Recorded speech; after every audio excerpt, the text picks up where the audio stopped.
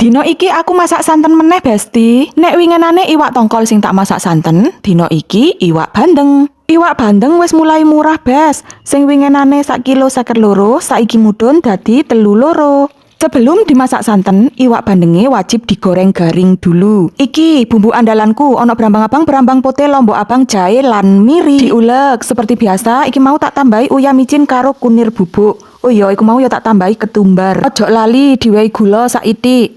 Bumbu sangat mateng, lalu aku tumplekkan santan cair dulu. Diaduk-aduk, ya terus cemplungkan iwak bandeng sing wis mari digoreng garing mau. Iwak bandeng dimasak santen ngene iki ora kalah enak karo iwak tongkol sing dimasak santen lho, Besti. Kuahnya iku gak kalah sedep dan gak kalah ngaldu lho dari iwak tongkol. Sing gorong tahu masak iwak bandeng disanteni, ayo dicoba. Pasti kamu ketagihan. Iki Besti, sing terakhir dan wajib ada, masukkan daun brambang pre biar rasanya tambah mantul. Sesungguhnya nek masak ngene iki cocoke segone tiwul, Bes. Tapi sayangnya hari ini aku gak masak sego tiwul. Senajano gak ono sego tiwule, hari ini aku akan tetap makan, Besti. Wes ora usah dietan. Diete meneh ae.